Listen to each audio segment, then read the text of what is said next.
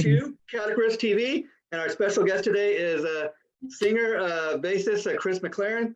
And Chris, many people you from the bands Cold Sweat and Saigon Kick, but we're talking to you today. You got a new project called Kinell. That's a great place to start. Let's talk about the band name and what it means. Well, let me ask you this first. Is it a family hour show, or do you want me to censor it? We're on the internet, so you can talk freely. Okay. It comes from an expression I would hear when I was in Cold Sweat. We were out Dio, and a lot of Dio's crew is British. Yeah. So instead of saying "fucking hell" when they'd smack their foot, you don't know what kind of company they'd be in, so just be abbreviated to Kinell. So if you keep an eye out with it shows up on Instagram every now and then. Some British dude, like there's one where he falls down. Is that just something you read on the internet, or somebody tell you about it? No, I heard it every day. Just with. Oh, wow. Yeah. Oh, Kinell. Instead of saying fucking hell, they'd say Kinell. Yeah. And so, earlier this year, I'd interviewed actually Roy Cathy, the singer from Cold Sweat. I know you guys had done recently some shows at the Monsters of Rock Cruise and that. Any more shows with Cold Sweat coming up? Always talking about him. Roy has got he's got the fifth. Yeah. And the plan is for me to produce this record they have coming up. So we're working on tunes to get that together. And it's always nice to see your former bandmates doing good. And I know they're also signed to Ron Keel's new record label, so that's pretty good for them. Yeah, it's excellent. Yeah, and Ron's taking really good care of them, so it's I'm happy for them. And so let's talk about Kinell. Is this a recording project, or you guys? Of course, the current single is for Take It All, but let's talk about the song. And are you working towards an album, or you releasing like a song as you do them? No, it's a full album. You can find it on Bandcamp, and we have actual hard copies of CDs if you want one of those. Great, yeah. We're talking about doing vinyl, but the lead time on vinyl is just so brutal. Sure. So CDs for now if you want them, and so of course digital files. But it started as me giving myself an assignment of, if I were to write a whole album for Thin Lizzy and like in modern terms, like they didn't have to do anything, like they were Rip Van Winkle, and they woke up and like, well, we want to do a record. Well, here's one for you, and it's already written. So the idea was start like that, and I got Mark Danzeisen, who plays on the first song, which is called What Might Have Been, and Mark just kind of knows that style, so he just killed it. So we just kind of built on the record from there, just 1, 2, 3, all the way to 9. And so with that being said, you're no doubt a Thin Lizzy fan like a lot of us. So I got to ask, if you had all checked out the Black Star Riders, because that's kind of a modern day Thin Lizzy with new guys. But what do you think of them? Love them. I mean, as soon as I hear Scott Gorham play like one note, it's like, oh yeah, listen to that. Yeah. And I think Brian Downey was in early on, wasn't he? Or was he not? Yeah, different guys come and go, but kind of a revolving door. But Scott Gorham's been the main mainstay. And Ricky Warwick's, I think, is in now, right? Yeah. He's kind of the main guy, the lead singer. Yeah, and love him. And Robbie Crane, who was in Rad and played with Robbie. Us. Yeah. Oh yeah, I've known Robbie since the LA days. Yeah, absolutely. Yeah, he's awesome. Robbie, people don't know a lot about him except for maybe the bands he's in. But I seen an interview with him recently where he's talking about, like a lot of guys, you start how you can in the business, and like a lot of musicians, he started like out as like Bobby Dahl's bass player, the bass tech for Bobby Dahl. Yeah. And that's just how you get your start. And I love to hear stories like that, guys having, finding success eventually. Oh yeah, he was, I think if I'm not mistaken, he was in an LA band called Jade. Before that, or maybe at the same time, but yeah, he was Bobby Dahl's bass player, or sorry, bass tech. I made the same thing. I'm copying you, but I saw him a couple of years ago, and it was just so cool to run into him again, because he's just an upbeat dude. Guy. Yeah. And I at this point in my life, I really like to harvest and keep around the good dudes, because there's plenty of the other ones. So the good ones tend to know each other and stick together. And so, pretty much all the bands you've been in, Chris, I mean, you're pretty much, in addition to your bass playing, you're pretty much known as a songwriter. Is that something that you always strive to be, or is it just kind of how things have worked out for you? I think that's how it worked out. I mean, early on, I think I didn't realize it, but I grew up playing Beatles songs. That was the first things I learned how to play. So I wasn't learning guitar leads or anything like that. I was learning how to play the song, and sing what's important about this. It makes it a great song. And then when I got interested in like the 70s hard rock of the Eagles and Zeppelin and Kiss, obviously behind you. Yeah, yeah, yeah. And Cheap Trick, and then Van Halen. I was like, all of a sudden, oh, let's play guitar, lead guitar. Yeah. And then got to LA, and everyone was a better lead guitar player than I was. So I went back to songwriting. And it's something you just really got to work at. I told my son this about a week ago. I was like, because he's in a band. Mhm. I said, whatever you do, you can't write enough songs. Just write. Just keep writing. You have to. And interestingly enough, I mean, if you got that gift, why not? Because that's where the money really is. I mean, so even though like Saigon Kick, you had your moment in the sun, as they say, you guys, Yeah. but even like in the internet age, I mean, people were just discovering Saigon Kick. Maybe some people that weren't around back in the day, and Yep. and so every time somebody goes on YouTube and download one of these songs that you played a part in writing, I mean, hey, that's got to be great for you, right? I mean, it's cool because a lot of what's happening now is parents are turning the kids onto what we did. Yeah, yeah. So, because you think at the time, well, it's, is this going to last? We were just kind of living for the moment. Yeah. And when you hear someone's reaction to it 25 years later and they're 24 years old, it's kind of strange, but it's really cool. I think that's the real test, because if something that came out 25, 30 years ago is getting that kind of reaction, then it's more than just something that was happening at the time. The music, I think, if 30 years later, somebody can listen to, it wasn't around back then, and they can get off on the music, it's got to be a good song. Yeah, totally agree. And like you said, it's got to be a good song, because that's literally what people remember. Even if they know the title or they don't know the words right, they get that melody. That means you did it. You got it. And that's why, like, all those bands you mentioned, the Eagles, the Beatles. I mean, all great songwriters, and 40, Yep. 50 years later, those songs are still being played on the radio. And like, Chris, I typically listen to hard rock and roll, but you know what? I love just good music, period. And I have appreciation for the Beatles and Tom Petty and the Eagles, because they're all great songwriters. All those songs got great hooks. That's why you're always hearing these songs countless times a day on the radio, And multiple hooks. So one could be a guitar hook, one could be a drum hook, might be the backing vocal hook. And like with Tom Petty, there was so much. Listen to American Girl. There's so many little hooks in there that just grabbed you. Petty, he's one of the greatest songwriters of all time, and sadly he died a little too young. But for me, but you know what? I say that little bit of life that he got. I mean, look at the catalog of music he left behind.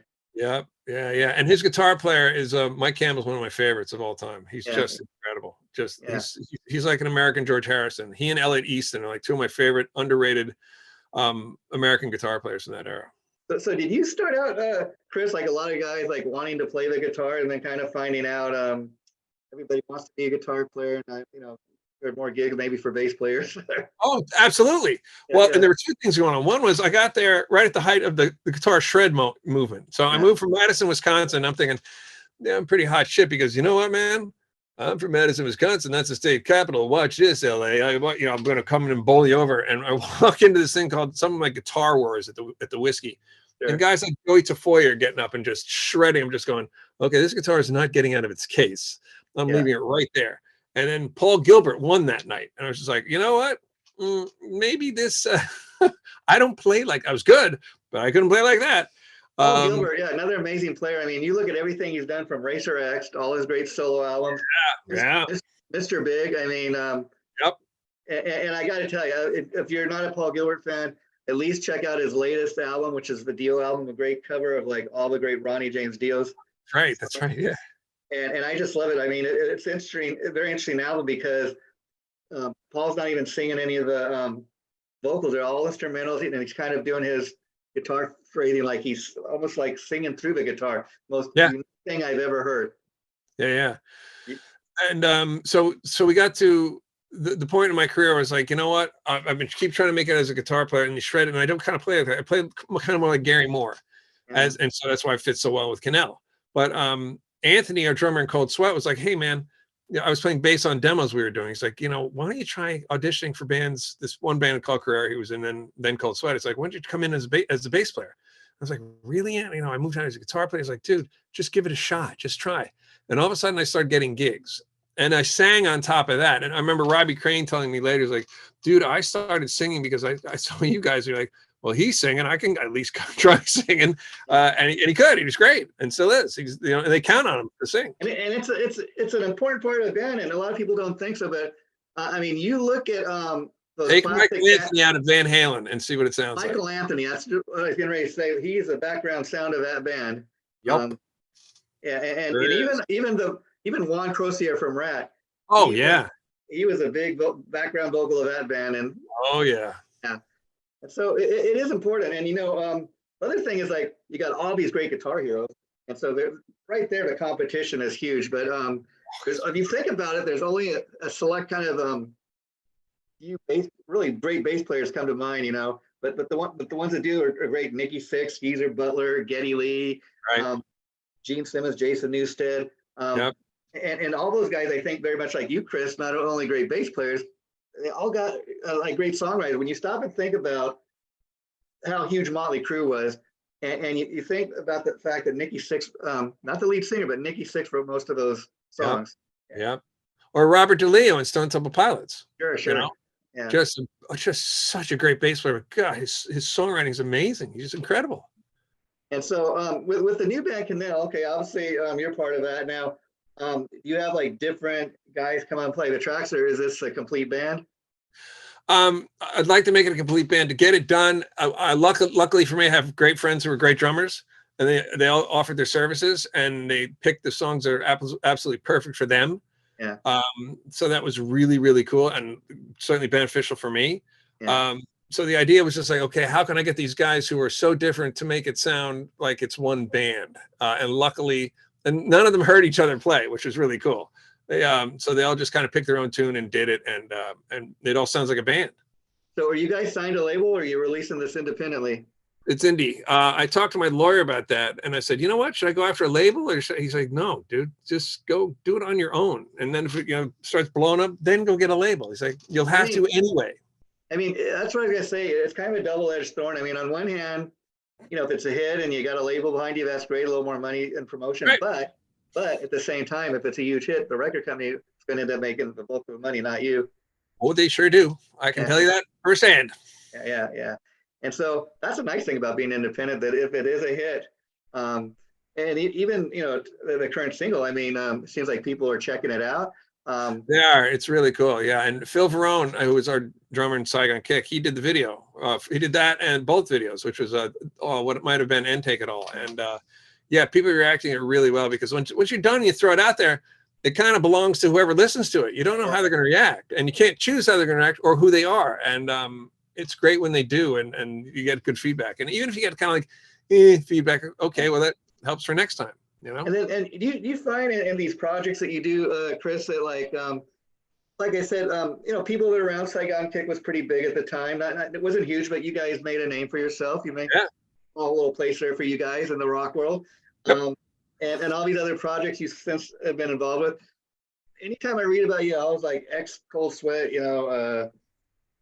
Saigon Kick bassist Chris Mclernon. You got that tag, and it's a tag to be proud of, because you find, just like you're putting something like this together, and that tag helps people. Oh yeah, that's the bass player from. Let's go check this out. See what he's doing now. Yeah. Yep. Well, because that's what I always did. If I saw something and it was what was a good example? At HSAS, which was Hager, Sean, Aronson, and I forget who the other S is. Yeah. See, there you go. Yeah. Let me see. Clearly, it might have been it was Aronson was the drummer. It must have been the bass player, whoever was playing bass, because Neil Scone from Germany. Right. So there's the other S. So it's Hager, Aronson, HS. Oh, because I got him. Okay, so it's Hager, Aronson, Sean, and no, I don't have it all. Damn it. But I remember what he looked like. I find it for you. I guess. Yeah. But it. I was like, that guy's from that band, and that guy's from that band, and like, what's this going to sound like together? I always love that sort of stuff. And see, that's the interesting thing about all these different projects you do. Like, I think last year I interviewed you. You were involved with the project that I forget that the name of the band is skipping me. I know it was released on Pavement. Yeah, you skipped me too on that one. But that's okay. Someone asked me, like, what do you got going on now? And I started losing track after 6. I was like, I got to start finishing some of these up, and get them out there. So I only have 1 or 2 to work on at a time. Yeah. In any event, I imagine each one of these projects you do, although it's got your songwriting involvement, which is huge, but you probably want them to sound a little different, right, than what Oh you yeah, did previously. Yeah. yeah. On purpose. I think like with this one, like I said, I wanted to make it sound like Thin Lizzy. I've got another one that's a punk record, and I want it to sound like 80s, 90s punk. And then I got another one that sounds like kind of Dio era Sabbath. And I think if I did like a real Chris McLernon solo record, it would probably just sound like exactly like a Saigon Kick record, because that's the band I always wanted to be in. So it would make sense. Like, well, I'll write the songs for the record that would sound like this, except for me singing lead. If you ever did do a solo album, do you think you would try to attempt singing, or do you get other guys to come in and sing? No, like Kinell, this was my first, like, okay, I'm going to sing the whole thing. I'm going to do it. And so when I started out in the clubs before I moved to LA, I sang lead. And then I got to LA, I was like, you know what?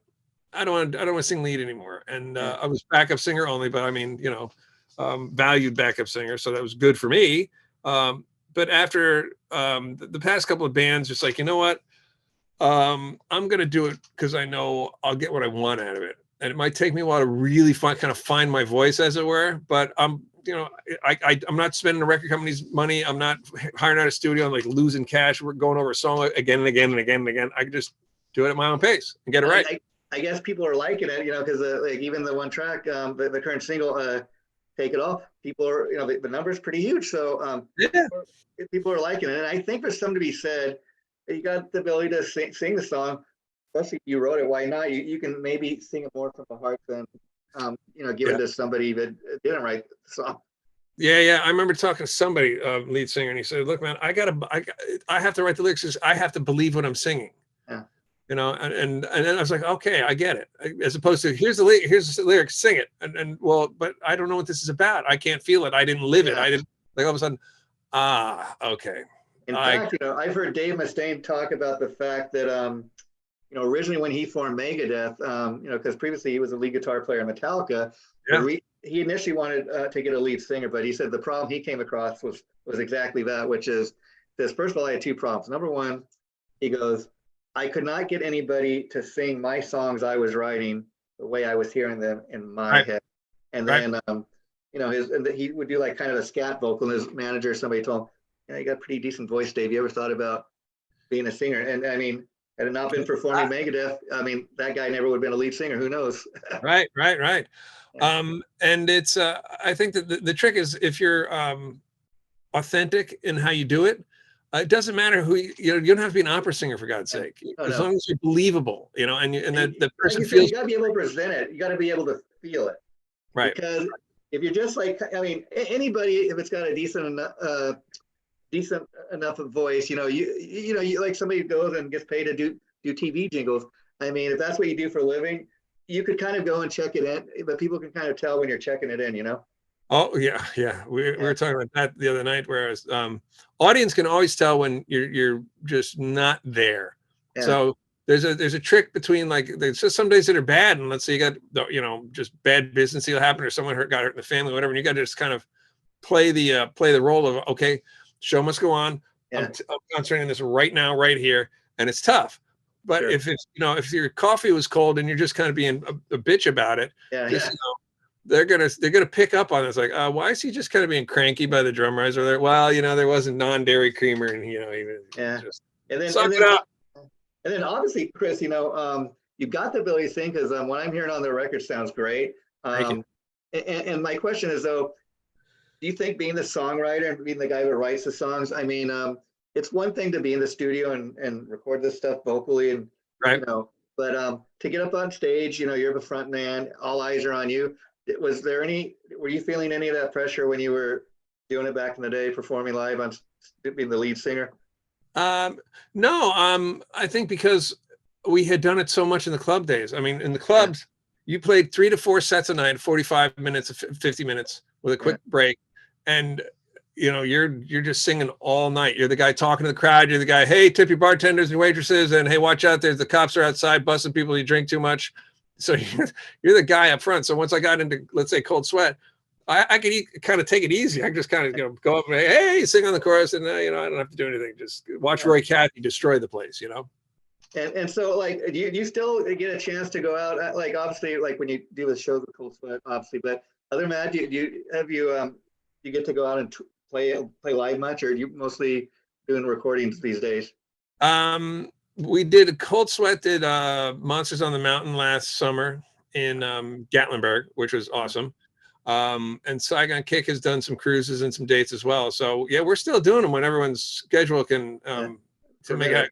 It's like trying to get together a golf game with four guys who live in different corners of the country. Okay, we're going to play Chicago this weekend. Oh geez, we all got to get there. And here's a question to that. The reason I asked is like because you're not touring like you did back in the day, where your band is going across the country and you're out there every day and every night, for 3 or 4 months. Do you love it that much more when you do get the opportunity to get up there on stage because you're not always doing it like you used to?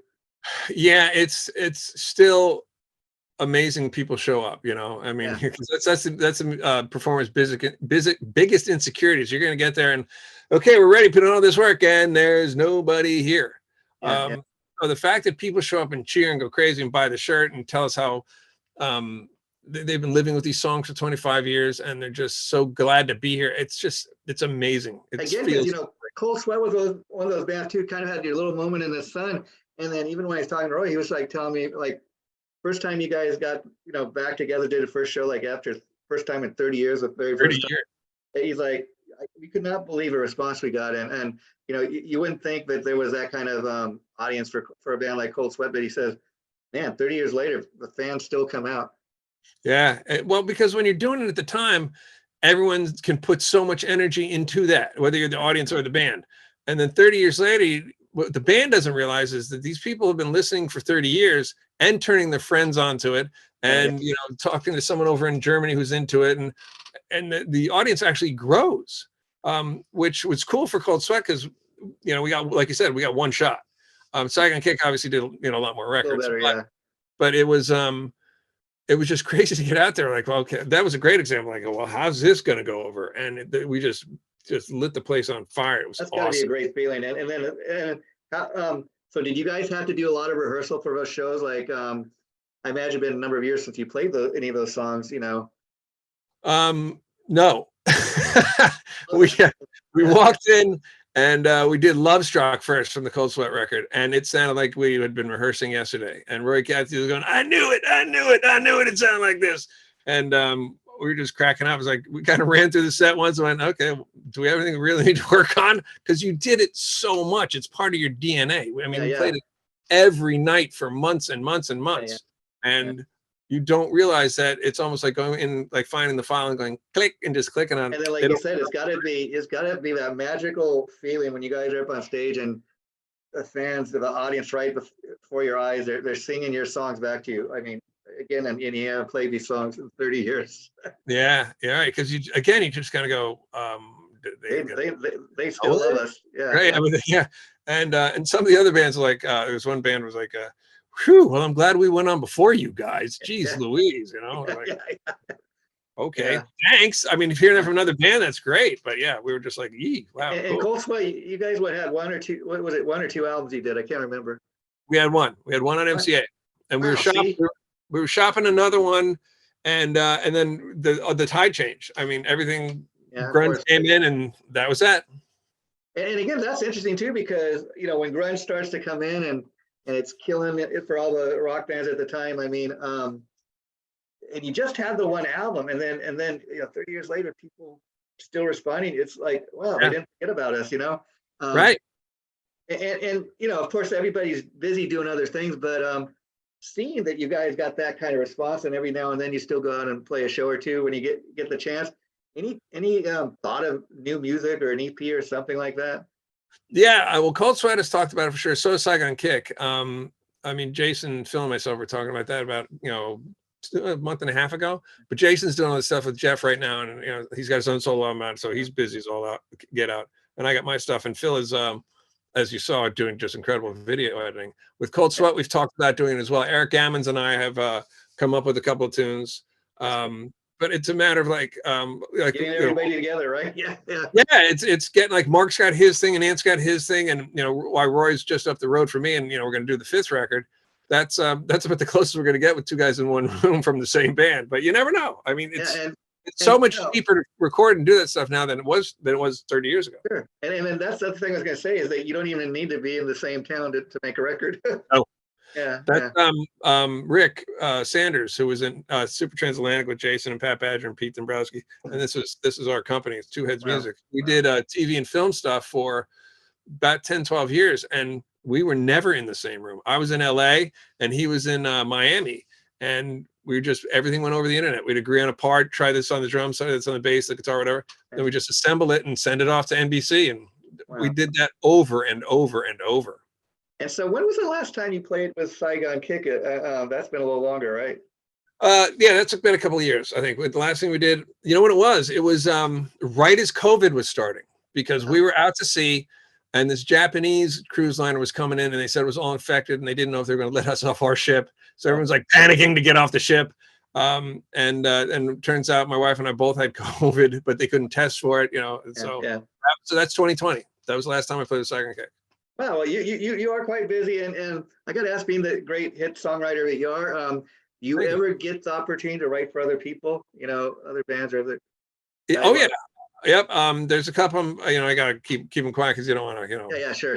Yeah, but yeah, there's one I'm definitely writing some stuff for now, and we'll see how that goes. I'm writing with Roy Cathy and his band for that stuff. Can't wait to see that. Yeah, and there's been other things where I've played on other people's stuff, like Jeff Soto had me play on one of his tunes. I played on one of Jason's on his solo record. I did another band with Phil Varone and Randy Bates and a guy named Sean Martin and Tony Cortez. It was called Panic Boom, which is a band we had in the mid '90s. That's what I interviewed you for last year. Panic. That was it was for Panic Boom. Yeah.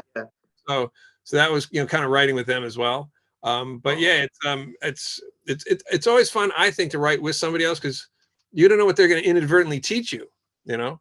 So Panic Boom, what was your connection? Were you actually in the band? Were you a writer? Were you just a... Yes, and yes, and yes. That's what I thought. That's what I thought. That's why that's what I was talking about. That was released on Pavement Records. Yeah. That was a blast too, because those are all these songs that we never actually got to finish and get out. Wow. So that was cool too. Yeah, but to be able to write with somebody else, like, it's such a exchange of trust. So you have to trust them. They've got to trust you. So it's always cool to get in that room and just go, okay, what are we going to come up with? You know, well, I mean, you are a professional, Chris. You do have, you know, your little tag there to hang on, and you know, you got history. People know, and that's important. And in regards to writing for other people, like somebody says, hey, I'd like to write with Chris. You know, working on an album. How different is that from writing your tunes for your own projects? I mean, do you have to kind of get a feeling for artists? They kind of tell you, this is, you know, I want to write a rock anthem, or I want to do this. The first thing I try and do is, okay, what do you guys want it to sound like? Yeah. Because I don't want to say, you know, I got this great sound this great riff that sounds like ZZ Top, and I'm going to shoehorn it into your song, you know. But we don't do anything like that. Trust me. No, I don't do that at all. But with the goal for me always being, okay, it's got to have a great chorus. I like lots of backup vocals, so I look for those harmonies. And it's just got to have a lot of good hooks. Like we were talking about, like Elliot Easton, like all those Car songs have a little keyboard hook, a little vocal hook, a little guitar hook, a little drum hook. So where can we sneak those in? But they fit someone's identity in the band. Like with the Fifth, you know, I was talking to Roy about it. I was like, well, what do you guys want it to sound like? Well, we want it to sound like this and this. Okay. How about we try this part, and then I contribute that, and they either go, that works great, or you know, can we try something else? And the more you write with them, the more you start figuring out where you meet and make it more common. And what's interesting is, like, talking about the Fifth, is aside from Roy Cathy being the vocalist in both bands, it sounds nothing like Cold Sweat. I mean, Fifth is kind of more modern day, and I think it's great that he's got that vocal ability that he can kind of make it whatever he wants. Oh yeah, I mean, his voice is practically indestructible. I mean, he's still doing it after all this time. I live in Charleston. They played here a couple of months ago, and I went and saw him. And it was the first time I got to watch him from the crowd. You know, I'm usually on a stage with them, and I'm watching. How different is that? That's got to be like just wow. So weird. It was so weird, but it was cool because I'm going, wow, I get to listen to see what he does as opposed to being part of what he does. And you can, I would think you'd have a more kind of you could listen to it more honestly than if you were actually in the band. You know what I mean? Be more. Oh Objective. yeah. Oh, Yeah. absolutely. Because then when we're there and doing something, I'm like, okay, I got to come in on my vocal cue. Where is he? Is he on the stage? He's over here. I got to go to him. He's got to come to me. Okay, he just turned the lyrics around on me. Okay, I just sang the wrong lyric. As opposed to the crowd, I'm just watching him going, boy, look at that boy go. Yeah. Well, like I was curious, when you ever go to see shows like that, do you ever get recognized by any fans sometimes? I do. I was at a Shinedown show 2 months ago, month and a half ago, and about a half dozen times people say, "Hey, hi, how you doing?" And then Oh, hey, you know me, huh? Thanks. yeah, and it's Yeah. great. Can you sign this? Can we take a picture? Sure. And I always get, "You're a lot taller than I thought you'd be." So okay, Oh, that's nice. That's nice. Yeah. true. Thank you. But like there was another instance where I got to watch the band, Saigon Kick. We did a gig down in Florida, and Tom DeFile, the original bass player, was there. So I lent him my bass for one tune. He popped up and did one. And buddy of mine, Eric Rickard, who plays on Say Goodbye on the Kinell record. Okay. Eric Rickard goes, "Hey, man, I want to go out and watch them from the crowd," because he was on stage with me. I said, "Dude, I'm going with you." He goes, "Why?" I said, he goes, "You're going to have to get back up there and play them." And I said, "They're not going to start without me. It'll be okay. But I want to see Saigon Kick." I never saw Saigon Kick before I joined it. So it was fun to me to go out there and go, okay, this is what it would have been like if I saw them as a fan. This is great. Love it. And now before you joined Saigon Kick, you were aware of the band, or would you say you became more of a fan once you joined? No, I was. They're my absolute favorite band. I wanted to join two bands, which was Skid Row or Saigon Kick, and I knew Rachel wasn't leaving. So it's funny that Phil Verone was in both bands. He was. That's right.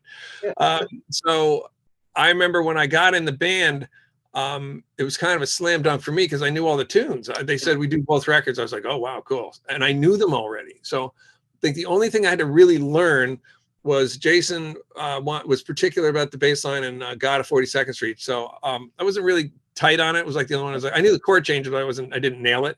And so he showed it to me. I went back to the hotel for about 2 hours while we took a break, and I came back and played it right for the rest of the time I was in the band. And that was the only thing I had to do. Otherwise, I knew everything else. Yeah. That's kind of the ultimate kind of strange feeling, that going from being somebody in the audience, being a fan of a band, to being up on the stage. Yeah. It's crazy. Or the flip side of that is like the guys behind you. You go and see them, like, how many times did I see Kiss or saw them on TV? And then you're standing in the same room with them. And like when we played Paul's birthday party when we were called Gin, and Paul's hired by Gene. So now I'm standing there going, okay, Bob Ezrin's over here. Gene's here, Paul's here. And Gene says, okay, take off the pen. Let's go have some cake. And you're just thinking to yourself, how did this happen? How did I go from being in the crowd to being in this room right now, going to have cake with Gene? Yeah, I heard those guys tell the story that they kind of, in their eyes, they became the band they always wanted to see. Like, they're like, we were a long time ago in the audience, and kind of took the guitars and jumped up on stage. Yeah, and they did it. Yeah, they sure did it. So as far as Kinell, what are the plans going forward? New music? You think you might, any chance of any one-off shows or anything like that? Talking about doing some shows or a streaming event. I would think, since we got Barry and Rick are both out with Shinedown, so those guys can't play. They're always busy. Mark is out in LA, so I would think Rickard, who is here in town, he would probably play if we played. The thing is, do I play bass or do I play guitar? Because I played both on the record, so I'd have to figure that out. I can't do both. I'm not Geddy Lee. At this point, what are you more comfortable? I mean, you can do both, but do you think maybe because people know you more as a bass player, you might go that route? I would say I'd go that route because I know I can sing and play while doing that. Whereas guitar, okay, is this solo coming up? I got to hold the solo coming back up into the vocal. I mean, it can be done. I did, I've always done all my life. But which would I feel I execute? Yeah. And then for what's coming up, we have the second album is already written. I'd say 75% of the drum tracks are done. And then there's a third record, which is, I'd say, 45 to 55% written. No shortage of songs, right, Chris? No, not at all. That's great. And, I just want to encourage you to maybe think about doing some kind of streaming event, because I tell you, more and more bands are doing that. And I think it would be a great way for more bands to like get their music out there, especially, you know, as you're releasing new music. I mean, just to give you an example, I seen the new Metallica the night before they released the album. They released a video for every song. Of course, you don't have that kind of budget, but people are able to go to a movie theater and they experience Yeah. that the night before. You could even do something like that, you know, Right. not as big budget, but online and Yep. say, you Oh know, yeah. yeah. And I think people would check it out. I totally agree because Larry Moran, who does all the Monsters of Rock cruises and the Monsters on the Mountain, he's done 2 streaming events. I think that Roy Cathy's been on both of them. And so you just kind of get in this one production facility in, let's say, Nashville, and you just go for it. And, yeah, they were doing those, you know, a lot of those streaming events. I think the Monsters of Rock people did, you know, during COVID. But I seen one with Jack Russell and Terry Lou, and I tell you, it was awesome. yeah, Jack's just such a good singer, just such a good singer. Well, Chris, like as you can tell, I'm a fan, and I was honored getting a chance to talk to you. And I'm doing interviews over video now. It's, that itself is a ton of fun. So, thanks for doing this, and I'd love to keep in touch and do it again. The interview will be going up sometime next week. I'll let your publicist Jody know, and feel free to share it on any of your sites if you wish to do so. And let's keep in touch, okay? Absolutely, sir. Thank you so much for having me. It was a pleasure. Be glad to come back. My friend, take care. Bye bye. You too. Bye bye.